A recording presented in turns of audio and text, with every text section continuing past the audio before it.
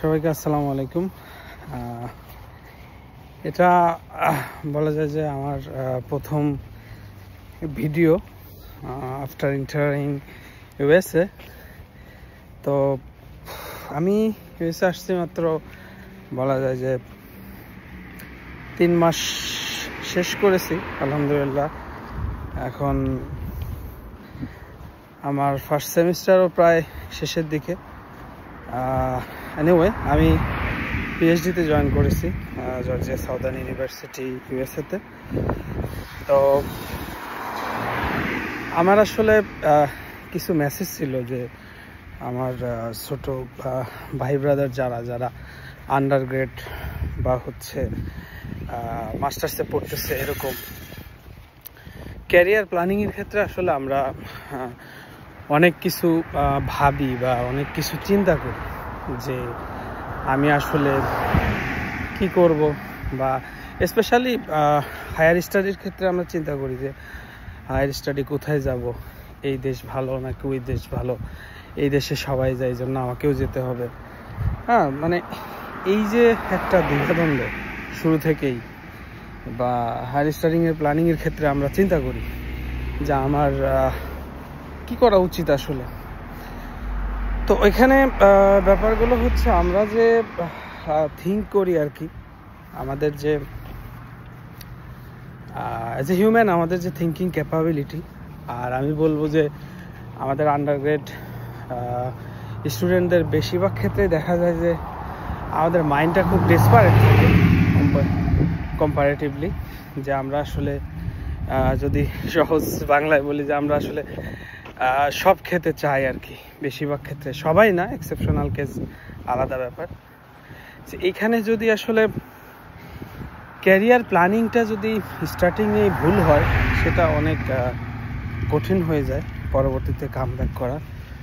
তো আমার একটা সাজেশন থাকবে, আমি অনেক আন্ডারগ্রেড স্টুডেন্টদের সাথে কথা বলি যাদেরকে শোনা যায় যে তারা অ্যাকচুয়ালি অনেক ডিপ্রেসড, অনেক এংজাইটিতে ভুগছে, বা অ্যাকচুয়ালি তারা অনেক হতাশ লাইফ নিয়ে। তো আমি আসলে এই জিনিসটা অনেক থিঙ্ক করি যে আসলে হতাশ হওয়া বা মানে আমি ক্যারিয়ার নিয়ে হতাশ কেন। এই জেনারেশনের মধ্যে আমি যাদের সাথে কথা বলি, বা আন্ডারগ্রেড বা মাস্টার্সে পড়ারত অবস্থায়, মানে চাকরি বা হচ্ছে মাস্টার্স, এইগুলো নিয়ে সে অনেক বেশি ডিপ্রেস থাকে এবং ক্যারিয়ার নিয়ে খুবই বেশি অনেক বেশি হতাশ থাকে। যার কারণে দেখা যায় যে তার হতাশা ঠিকই ইনক্রিজ হচ্ছে, কিন্তু তার প্রোডাক্টিভিটি রিডিউস হচ্ছে বিকজ অফ তার অনেক বেশি হতাশা বা লাইফ নিয়ে অনেক বেশি চিন্তা। তো আমার আসলে এত কথা বলার অর্থটা কি, আসলে বিষয়টা হচ্ছে যে যারা হায়ার স্টাডির কথা ভাবছি বা বাংলাদেশের কনটেক্সটে যে চিন্তা করি, প্রেস্টিজিয়াসনেস, চাকরি, সরকারি চাকরি সবার জন্য লোভনীয় হতে পারে, সেটা একাডেমিয়া হতে পারে, ইন্ডাস্ট্রি হতে পারে, any type of government job. তো শুরুতে যদি আমরা আমি একটা ওয়ে বলতে পারি যে আমরা কেউ আসলে হতাশ হব না যে আমার আসলে যে এটা আমার দিয়ে হবে না, বা আমার দিয়ে হচ্ছে না, বা আমি কি করব। তো এইটার ক্ষেত্রে আমি বলবো যে শুরু থেকেই একটা প্ল্যানিং করা, যে আসলে আমার পটেনশিয়ালিটি কোন দিকে আছে, বা আমি অ্যাকচুয়ালি কোন দিকে এক্সপ্লোর করতে পারবো। সেটা কি আসলে বাংলাদেশের পার্সপেক্টিভে সরকারি জব আমার জন্য গুড ডিসিশন হবে, নাকি হায়ার স্টাডি আমার জন্য গুড ডিসিশন হবে। তো এই ক্ষেত্রে এটা প্ল্যানিংয়ে অনেক স্টুডেন্ট অনেক সাফার করে, আসলে অনেক পরামর্শ চায়। তো আমি বলবো যে তুমি বাদ দাও সব কিছু, বা চিন্তা, যে কোনো একদিকে ফোকাস করো। তুমি হতে পারে সেটা তুমি দেশেই সেটেল হতে চাও সরকারি জব করে, বা কোনো প্রেস্টিজিয়াস জবে জয়েন করে। কিন্তু অ্যানাদার থিং, যদি তুমি চিন্তা করো যে আমি আসলে সরকারি জব না, আমি হায়ার স্টাডিতে যেতে চাই, সেক্ষেত্রে তুমি একেবারে শুরু থেকেই, মানে ক্যারিয়ার প্ল্যানিং যখন তুমি করবা, হতে পারে সেটা ফার্স্ট ইয়ার হতে পারে, সেকেন্ড ইয়ার হতে পারে, third year, it's not a problem. তুমি আসলে থিঙ্ক করবা যে আমার আসলে এখন থেকে আমার প্ল্যানিং। তুমি যখন গোল সেট করে ফেলবা যে আমি আসলে ইয়া করতে চাই, মানে হায়ার স্টাডি করতে চাই বা হায়ার স্টাডিতে যেতে চাই, তাহলে তোমাকে ফোকাস দিতে হবে তুমি হায়ার স্টাডি রিলেটেড যে ব্যাপারগুলো আছে।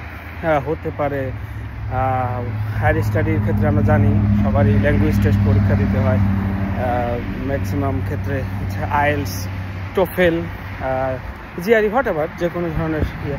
তুমি এইটার ঠিক এটা বেস্ট আউটকাম প্রডিউস করার জন্য তোমাকে কি এফোর্ট দিতে হবে, এটার জন্য তোমাকে কি করা দরকার, তুমি সেইগুলোতে ফোকাস করো। তারপরে তুমি স্কলারশিপ পেতে হলে তোমাকে কোন দিকে কি কম্পোনেন্টগুলো তোমার আসলে কাজে আসবে বা কোন কম্পোনেন্টগুলো তোমাকে এই হায়ার স্টাডির পাথে হতে হেল্প করবে। হতে পারে some good works regarding research, তুমি রিসার্চ ওয়ার্কের সাথে এঙ্গেজ হতে পারো, বা যারা ভালো রিসার্চ করে তাদের সাথে তুমি পরামর্শ করতে পারো যে আমি আমার ক্যারিয়ারের গোল হিসেবে সেট করেছি আমি রিসার্চে ভালো করতে চাই, বা রিসার্চ কীভাবে করবো, বা আমার প্রফিসিয়েন্সি কীভাবে বাড়াবো, এই সামথিং লাইক দিস। এই বিষয়গুলোতে তুমি একদম, আমি বলবো তুমি একেবারে, আমার মেসেজ যেটা সেটা হচ্ছে তুমি ওই গোলেই তুমি ঠিক থাকো। মানে তুমি পুরো দুনিয়া উল্টায় যাক, মানে তোমার একজন ফ্রেন্ড বলবে সে দেখা যাচ্ছে অনেক ইন্টার্নে জয়েন করে ফেলছে, সে বাংলাদেশের পার্সপেক্টিভে অনেক সুন্দর চমৎকার একটা জায়গায় জয়েন করে ফেলছে। নো, এই জিনিসগুলো তোমার দেখার দরকার নেই, কারণ ওইটা তোমার গোল না, তুমি ওই গোলের জন্য না।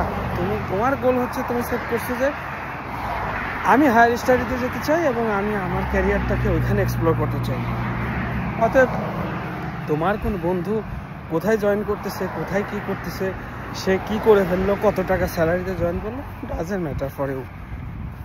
কারণ ওর লাইফের কেস আর তোমার লাইফের কেস সম্পূর্ণ ডিফারেন্ট। আই রিপিট, প্রত্যেকটা মানুষের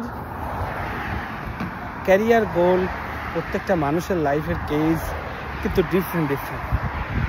ওকে, তুমি যদি কারোর সাথে তোমার লাইফের কেসকে কম্পেয়ার করো, তুমি যদি কারোর সাথে তোমার ইমপ্রুভমেন্ট বা তোমার প্রোডাক্টিভিটি এইগুলো কম্পেয়ার করো, তাহলে তুমি তুমি রিডিউস করবা।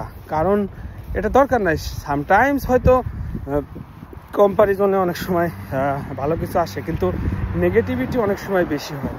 বা আমি যে জানি যে অনেক তোমরা আসো যে কম্পারিজন জিনিসটাকে চরমভাবে ডিসলাইক করো, যে ও এটা করে ফেলছে মানে আমাকে করতে হবে, বিষয়টা এরকম না। ও যেটা হয়েছে, হ্যাঁ, তুমি এটা ফলো করতে পারো যে আসলে তোমার ক্যারিয়ার গোলের সাথে, তোমার লাইফের প্যারামিটারের সাথে যার লাইফের প্যারামিটারটা ম্যাচ করে তাকে রিচ করো, তাকে ফলো করো। সে কিভাবে ওই জায়গাটাতে পৌঁছেছে, সে কোন তার গুড টাইম ব্যাড টাইম কিভাবে সে ওভারকাম করছে, কিভাবে ওইটা সে অর্জন করছে। ওকে, এই বিষয়গুলো তুমি তোমার ফুল ফোকাস। আমার রিকোয়েস্ট হচ্ছে যে তুমি ক্যারিয়ার গোল সেট করার পরে তুমি ফুল ফোকাসটা হতে পারে তোমার টাইমটা। একজন মানুষের লাইফের টাইমিংটাও কিন্তু ডিফারেন্ট। আর আমাদেরকে আসলে আমরা এই জিনিসটা মাথায় রাখতে হবে, প্রত্যেকটা মানুষের পাওয়ার টাইমটাও কিন্তু ডিফারেন্ট। হ্যাঁ, আমরা সবসময় চিন্তা করি যে আমাদের অমকের এটা হয়ে যাচ্ছে, তমক এটা পেয়ে গেল, আমি কেন পাচ্ছি না, আমার কেন হচ্ছে না। নো, হয়তো তোমার গুড টাইমিংটা আসেনি, এজন্য তুমি পাচ্ছ না। কিন্তু তুমি মানে যে সৃষ্টিকর্তায় বিশ্বাস করো, তাহলে অবশ্যই তোমার গুড টাইমিং অবশ্যই আসবে। এবং আল্লাহ তোমাকে কখনোই ঠকাবেন না। তুমি যেটার জন্য শ্রম দিচ্ছ, হয়তো তোমার আউটপুট আসতে, সে ফর এক্সাম্পল সেমভাবেই শুরু করছো তোমরা, তো তোমার 2-3 জন বন্ধু অলরেডি সাকসেস হয়ে গেছে, তুমি লেগে আছো, তোমার হচ্ছে না। নো, তোমার জন্য যেটা বেস্ট, তোমার জন্য যেটা কল্যাণকর, তোমার জন্য যেটা উপকারী, সেটা তুমি পাবে। সেটা আজকে হোক, সেটা কালকে হোক, সেটা মাস পরে হোক, সেটা বছর পরে হোক, তুমি পাবা। তবে মনে রাখবা যে তোমার গুড টাইমিং না হওয়া পর্যন্ত, এটা যদি তোমার লাইফের জন্য কল্যাণকর না হয়, ততক্ষণ পর্যন্ত তুমি এটা পাবা না। অতএব এই জার্নিটা আসলে এত সহজ না যে আমি শুরু করলাম। আর আমাদের ক্ষেত্রে আমরা চিন্তা করি, আমরা স্টুডেন্ট যারা স্টুডেন্ট অবস্থায় থাকে, আমরা অনেক দ্রুত আউটকাম পেতে চাই। দেখা যায় যে আমরা শুরু করছি, হঠাৎ আউটপুট পাচ্ছি না কেন? নো, আউটপুটটা ডিপেন্ড করবে একমাত্র তোমার চেষ্টা, সাধনা এবং আল্লাহ রাব্বুল আলামিনের তোমার যে রহমত, ওটা এইগুলোর উপরে, সবগুলো কম্বাইনলি ডিপেন্ড করবে তোমার সাকসেস। অতএব আমি বলবো যে আমরা শুরুতেই, this is the right time. কারণ এখন বর্তমান টেকনোলজিক্যাল যুগ, আমরা জানি এআইয়ের যুগ, খুবই চ্যালেঞ্জিং এবং সো মাচ কম্পিটিটিভ যে কোনো একটা অপরচুনিটি ক্রিয়েট করা। কাজেই আই ডেসপারেটলি এইখানে আজকে 5 দিন সরকারি জবের প্রিপারেশনে টাইম দিলাম। কালকে একটু আইএলটিএস দেখলাম, অমক বন্ধু আইএলটিএস এর প্রিপারেশন নিচ্ছে, এই জন্য আমিও নিচ্ছি। অমক বন্ধু বিসিএস এর বই কিনছে, এই জন্য আমিও কিনছি। তারপরে অমক বন্ধু হচ্ছে টিউশনি শুরু করছে, কোচিং সেন্টার দিছে, আমিও কোচিং সেন্টার দিই। না, এভাবেই করলে তোমার আসলে আসল যে তোমার গোল বা তুমি যে জায়গাটাতে পৌঁছাইতে চাও, সেটা আসলে হবে না। এটা আমাদেরকে ভাবতে হবে এবং খুব সুন্দরভাবে। তা আমি যদিও এটা আমার প্রথম ভিডিও ছিল, আমি অনেক আননেসেসারি কথাবার্তা বলেছি। তো আমার যে অ্যাজ এ হোল যদি আমি মেসেজটা দিই, সেটা হচ্ছে আমরা this is the right time to set our career গোল। একটা পাথ, আমি বলবো একটা পাথে তুমি 1 বছর, 2 বছর, 3 বছর সাধনা করো, লেগে থাকো, তোমার সাকসেস অবশ্যই আসবে। কিন্তু তুমি যদি চিন্তা করো যে না, আমি এটা না আর ওইটা, এটা না ওইটা, এরকম করলে আসলে শুধু স্ট্রাগল করতেই থাকবো আমরা। আলটিমেট সাকসেস আসলে আমাদের কখনোই আসবে না। তো আমি আসলে এত জ্ঞানী মানুষ না বা ইয়া না। আমি ইউনিভার্সিটি থেকে আসতেছিলাম হেঁটে, আমার মনে হলো যে আমি একটা কিছু ইয়া তৈরি করতে পারি, কিছু ভালো অ্যাডভাইস যদি আমার ছোটো ভাই বোনদের জন্য তৈরি করতে পারি, সেটা অনেক হয়তো কারো না কারো লাইফে অনেক কাজে আসতে পারে। কাজেই টেক কেয়ার, ভালো থাকবে সবাই। আসসালামু আলাইকুম।